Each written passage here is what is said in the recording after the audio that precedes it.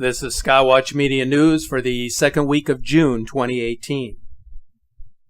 There's an interesting story that was recently published in the New York Times about certain areas of the United States where disaster strikes repeatedly, as if it were a given. One of those areas happens to be in Louisiana, where 6 hurricanes have made landfall in the past 16 years, where 11% of all disaster losses have occurred. Another area is in California, where a series of wildfire seasons have devastated regions located near San Diego. Another area is located in eastern Kentucky, in a city called Grayson, where at least 9 storms in the past 16 years have caused significant damage, requiring federal disaster assistance. There is a pattern of destruction that is developing in specific areas around the country that, believe it or not, continues to happen on a consistent basis. Nearly 90% of the losses across the U.S. are in areas that contain less than 20% of the population, which means that a majority of the federal assistance is going to these specific areas of the country. So why do people continue to live in hazardous areas? Some people cannot afford the expense of having to relocate, while others refuse to resettle because of ties to family members or even a sense of fatalism. Relocation makes perfect sense if you're considering the move for safety reasons or to avoid any risks, but disaster preparedness isn't a feasible idea for people who believe that they are exempt from danger, or who otherwise lack the resources to better prepare themselves. But it does make sense to plan ahead, even if you feel there is no compelling reason to do so. Residents and business owners who reside near New Orleans know very well that preparing for disaster is a wise idea. Hurricane Katrina set the stage for catastrophic flooding in New Orleans in the year 2005. In 2016, Baton Rouge and much of southeast Louisiana met the same fate. If you are located in an area that continues to flood whenever a major rain event takes place, then you realize that your best option is to move to higher ground or to an area that is less susceptible to rising waters. The same can be said for residents of flood-prone Houston after Hurricane Harvey. For those affected by that disaster, a choice had to be made. You can give up trying to start over and decide to pack your bags and leave the area, as some people did, or you can apply for disaster, make an attempt to stick it out, hoping and praying that it doesn't repeat. But staying in place comes with a price. Your chances of a repeat are that much greater if you remain in high-risk areas. If you want to know where your tax dollars went last year, you don't have to look too far. 2017 was the costliest year on record for disasters. In fact, there were a total of 16 disasters with a price tag of $300 billion. Now, we never know when disasters will strike, but there's little doubt about climate change and the fact that it is increasing the frequency of these events. Wildfires in the West are happening more often because drought and increased temperatures during the summer months are causing the forest ground cover to dry out. This type of natural disaster is becoming more destructive due to developmental decisions and population shifts in certain regions. The same can be said for hurricanes. The more concentrated an area along the coast is, the more susceptible it will be to disasters. We may not know the actual reason for the dramatic increase of powerful storms along the coast in recent years, but there is a pretty good idea of why the events are that much more catastrophic and why more people are in harm's way. It all has to do with population density, with coastal development, and how well prepared these regions are for natural disasters. As of 2016, there are more than 3.5 times as many homes in the states that border the Gulf of Mexico and the Atlantic as there was in the mid-20th century. And as this census diagram from 2015 is showing, nearly 59 million people are in harm's way, which means the number is even higher this year. What must also be considered is that these storms are becoming stronger, and therefore they are becoming more destructive. One of the reasons they are becoming more destructive is that sea level has risen, which means that the storm surge created by these hurricanes are going further inland, causing the flooding of many homes and businesses in these coastal regions. It is not necessarily the wind that is the most destructive element of the storm, but rather the extent of the surge. Here is the final nail in the coffin. About 60% of the damage from tropical storms that occur on a global scale happen right here in the United States. That's a very discerning percentage, but even though the number is high, the federal government is discouraging local authorities from building seawalls, like the one that was built in Galveston, Texas, which was meant to protect people along the coast in the wake of the devastating hurricane that occurred in the year 1900. Now, imagine that, if you will. Forget about the seawalls. Disaster relief programs and insurance that is subsidized is actually making it easier for people to move toward disaster-prone areas, which makes one consider whether there is a motive involved in wanting individuals to remain in these high-risk areas. Money could very well be the motivating factor here, one that is more important than the safety of the people. So how intense will the 2018 storm season be? The predictions are vague, which is what the forecasters had in mind because they rather not answer that question. The season got off to an early start in May when Tropical Storm Alberto hit the panhandle of Florida with 45-mile-an-hour winds while flooding areas far inland. The NOAA has forecast what they say will be a near to above normal season as shown in this diagram. The typical season would consist of 12 named storms. But here is a reality. Every year is different when it comes to storm development, and it is difficult to make predictions, especially with a changing climate.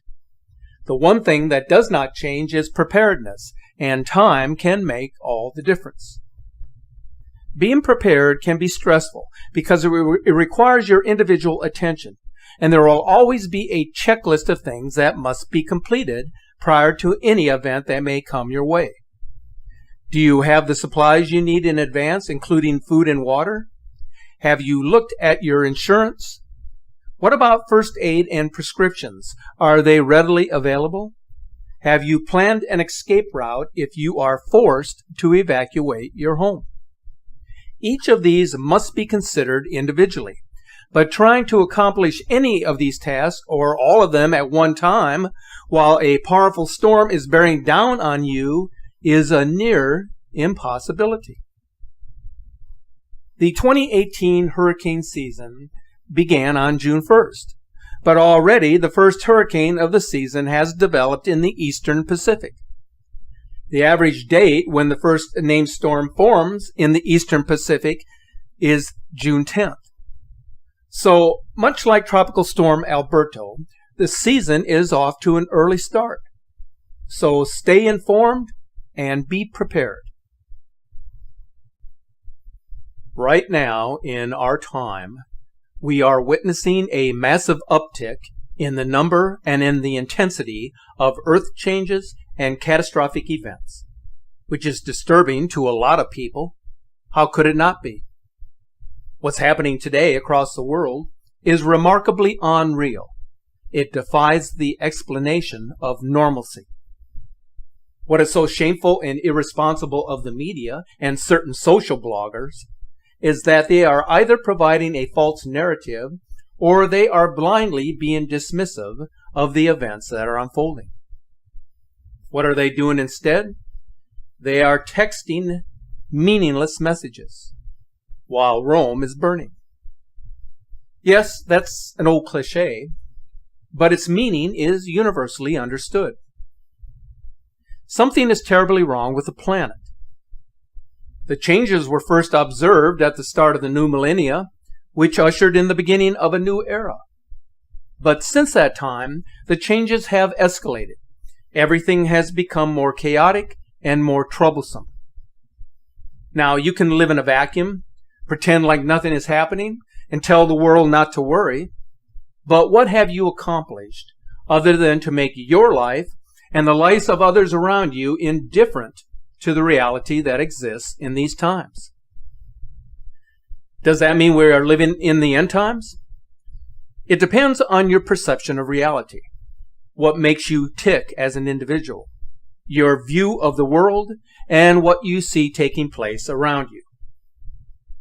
Here is the reality that I speak of, which is probably why the media doesn't want to talk about it, instead diverting attention towards remedial events that lack meaning and substance.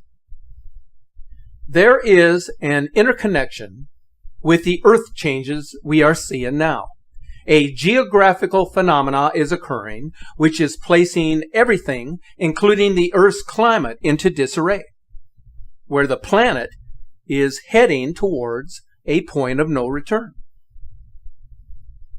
Here is where we are at. Summer solstice is right around the corner, and yet there is an unprecedented cold front occurring in multiple countries in the northern hemisphere. At the same time that an historical heat wave is melting traffic lights in Mexico. How can this be happening? Galactic cosmic rays are infiltrating the Earth unlike anything seen before, which in turn is causing volcanoes to behave in a manner that has not been witnessed in centuries, let alone in our lifetimes. Just look at what's happening with Fuego and Kilauea and Mount Agun and other dangerous volcanoes within that fiery perimeter, and you will begin to get the picture. Yes, it is true that these volcanoes have a history of activity, but the eruptions today are much more violent and are occurring much more frequently. The disruption of these volcanoes is in turn affecting crop production on a global scale. The release of toxic gases from these volcanoes is extremely damaging to the environment. It creates a decrease in temperatures on Earth. This in turn affects plant life and ultimately the wildlife that depends on these plants for their survival. This is the beginning of a chain reaction. This has happened in our past, and it will happen again regardless of anyone's attitude about the end times or the apocalypse or any other stories of the world's demise.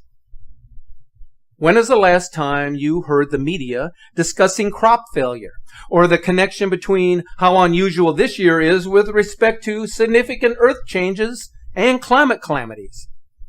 Or how bad next year is going to be compared to this year, or even looking ahead to the next decade, which looks to be even more dire than this one. It is the beginning of a chain reaction.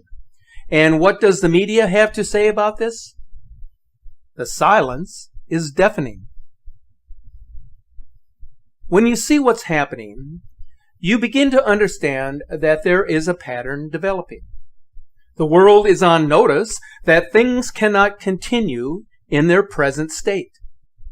That which once was can no longer be, for all things must change in their time. It's all laid out before you in black and white, but unless you open the pages and examine them, you cannot gain the knowledge that exists within. The situation in Hawaii continues to worsen, and here is what is happening. The number of homes destroyed since May 3rd, when Kilauea first erupted, stands at 600.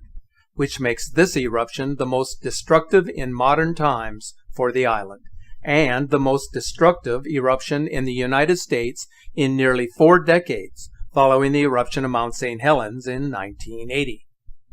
Farms and ranches on the island have been completely destroyed. More than 2,500 residents have been displaced, of which many are now homeless. Nearly 8 square miles of the land have now been covered in lava on the Big Island. On June 6th, an explosion within Halemaumau's crater sent an ash and gas plume to a height of 10,000 feet above sea level.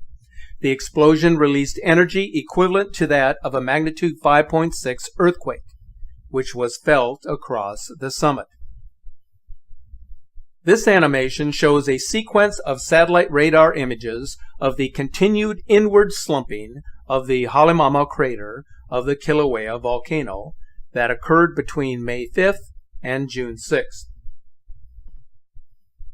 Lava has completely filled Kapoho Bay and built a delta that now extends over a mile from shore. A helicopter aerial view of the lower East Rift Zone on June 6th shows the lava-seawater interactions and the formation of a white plume called laze.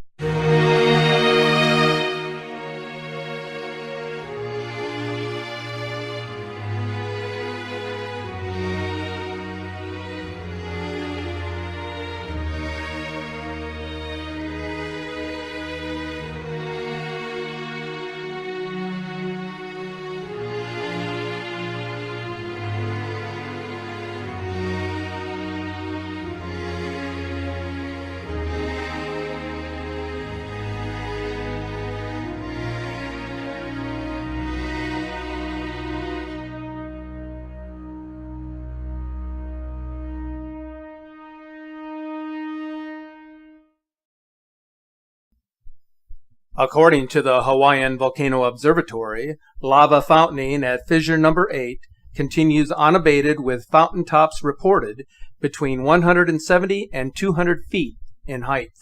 The volcanic glass from fissure number 8 is accumulating on the ground in Leilani Estates.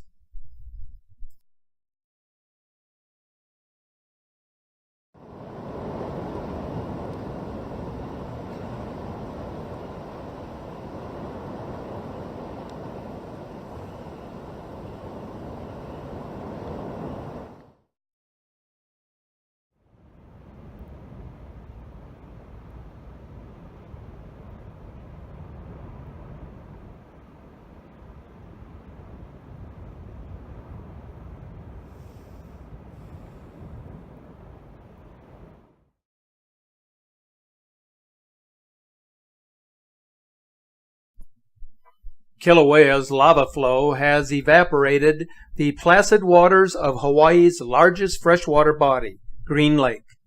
The lake was destroyed within a few hours' time, making this Hawaii's latest casualty.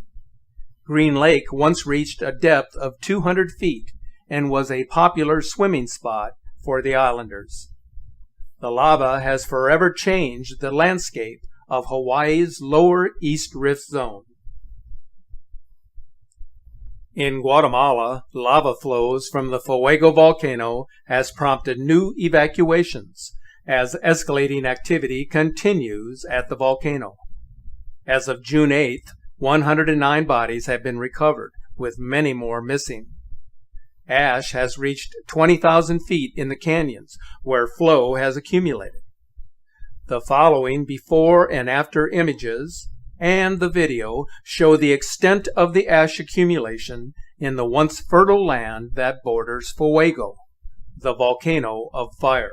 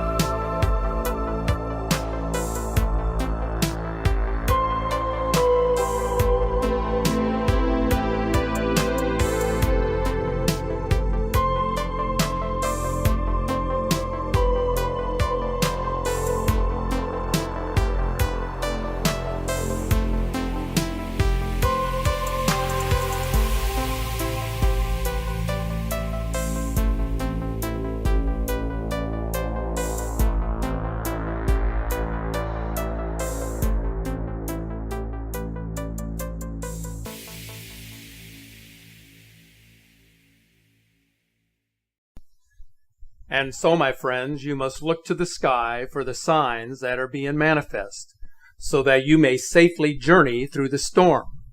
For in all the sorrow that you may suffer in perilous times, you will find a silver lining if you are true to yourself and to those who look to you for guidance. Thanks for watching.